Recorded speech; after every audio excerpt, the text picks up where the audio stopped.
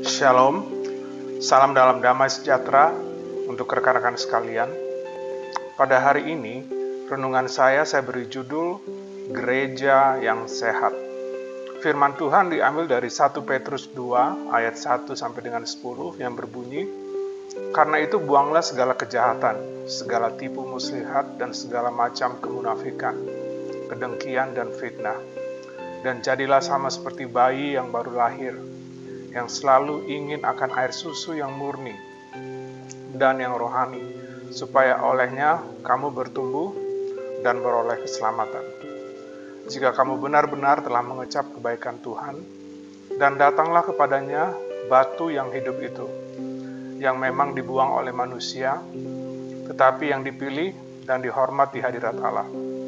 Dan biarlah kamu juga dipergunakan sebagai batu hidup untuk pembangunan suatu rumah rohani bagi suatu imamat kudus, untuk mempersembahkan persembahan rohani yang karena Yesus Kristus berkenan kepada Allah.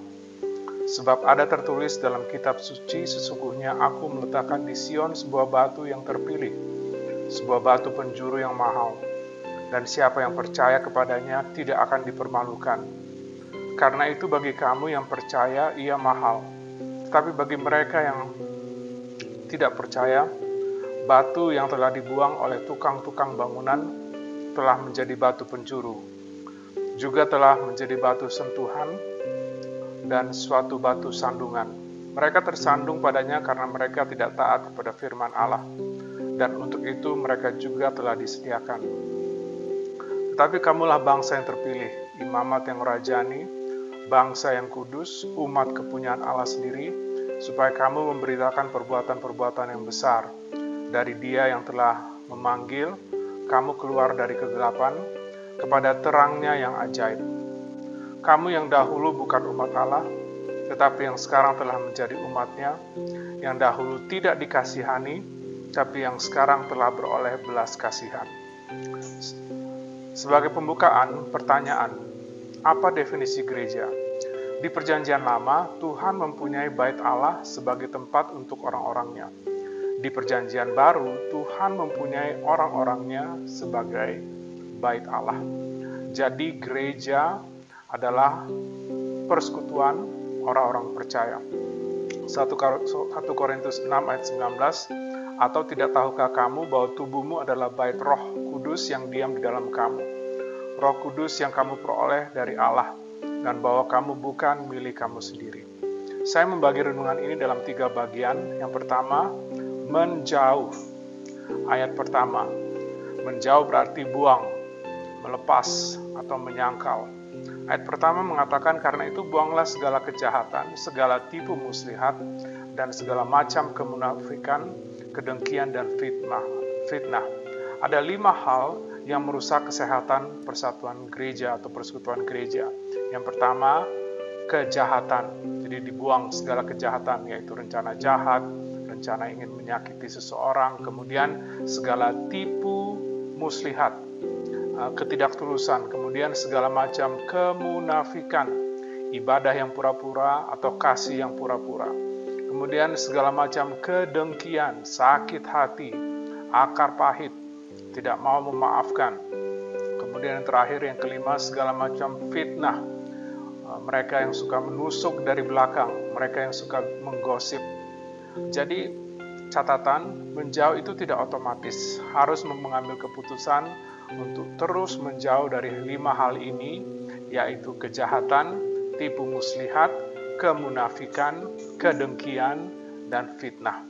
Kemudian yang nomor 2, menjadi. Ayat 2 dan 3 dikatakan, "Dan jadilah sama seperti bayi yang lahir, yang selalu ingin akan air susu yang murni dan yang rohani, supaya olehnya kamu bertumbuh, beroleh keselamatan, jika kamu benar-benar telah mengecap kebaikan Tuhan."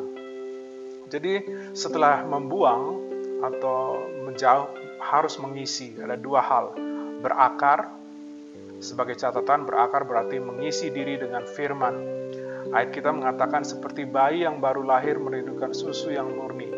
Sebagai catatan, tipu muslihat, kata yang dipakai adalah adolon.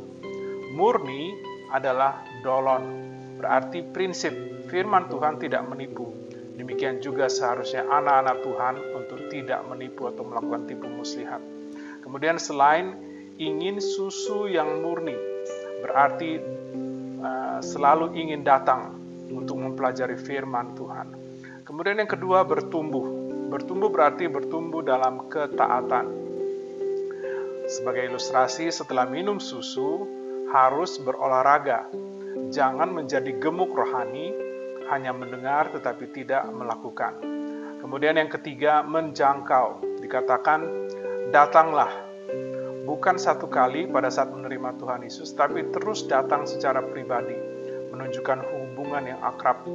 Jadi kalau kita selalu mengosongkan diri dari segala kejahatan, segala tipu muslihat, dan segala macam kemunafikan, kedengkian, dan fitnah, maka kita harus selalu datang kepada Yesus untuk mengisi diri. Dua hal penting. Yang pertama, mendekat kepada batu yang hidup. Batu yang hidup adalah Tuhan Yesus. Ayat 4 dikatakan, dan datanglah kepadanya batu yang hidup itu, yang memang dibuang oleh manusia, tetapi yang dipilih dan dihormati di hadirat Allah. Batu yang hidup berarti batu yang memberi hidup. Ayat 6 sampai dengan 8 mengatakan, sebab ada tertulis dalam kitab suci, sesungguhnya aku meletakkan di Sion sebuah batu yang terpilih, sebuah batu penjuru yang mahal, dan siapa yang percaya kepadanya tidak akan dipermalukan. Karena itu, bagi kamu yang percaya, ia mahal, tetapi bagi mereka yang tidak percaya, batu yang telah dibuang oleh tukang-tukang bangunan telah menjadi batu penjuru, juga telah menjadi batu sentuhan dan suatu batu sandungan. Mereka tersandung padanya karena mereka tidak taat kepada firman Allah, dan untuk itu mereka juga telah disediakan. Sebagai catatan, batu penjuru adalah batu sudut di mana dalam membangun rumah menjadi sumber keseimbangan dan kekuatan untuk bertopang. Jadi, percaya firman, ayat 6, tidak akan dipermalukan. Kemudian yang kedua, patuh atau taat kepada firman. Ayat 8, mereka yang tidak percaya tersandung karena mereka tidak taat. Kemudian bagian yang kedua dari bagian ini, melayani sebagai batu hidup. Ayat 5, dan biarlah kamu juga dipergunakan sebagai batu hidup. Kalau tadi Tuhan Yesus, dan saat ini kata batu hidup ditunjukkan kepada pengikut Kristus ataupun anggota-anggota gereja, untuk membangun suatu rumah rohani bagi suatu imamat kudus, untuk mempersembahkan persembahan rohani yang karena Yesus Kristus berkenan kepada Allah.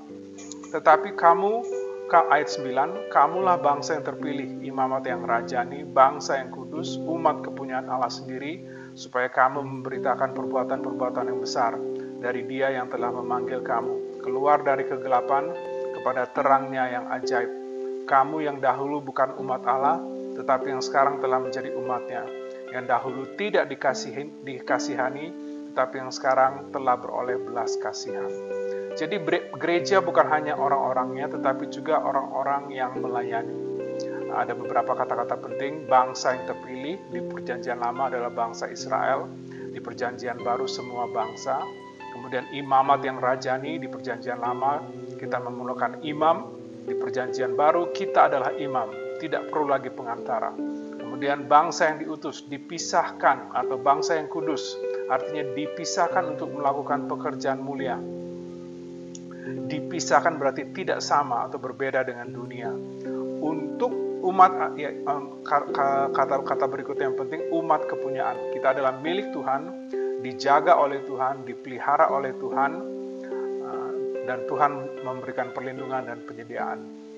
Jadi catatan, kita harus hidup sedemikian rupa sehingga Tuhan semakin dikenal, bukan kita, dalam pikiran, percakapan, dan perbuatan.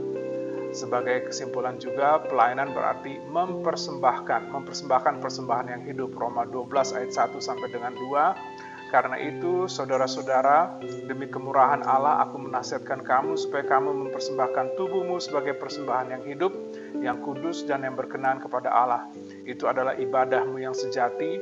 Janganlah kamu menjadi serupa dengan dunia ini, tetapi berubahlah oleh pembaharuan budimu, sehingga kamu dapat membedakan manakah kehendak Allah, apa yang baik, yang berkenan kepada Allah, dan yang sempurna.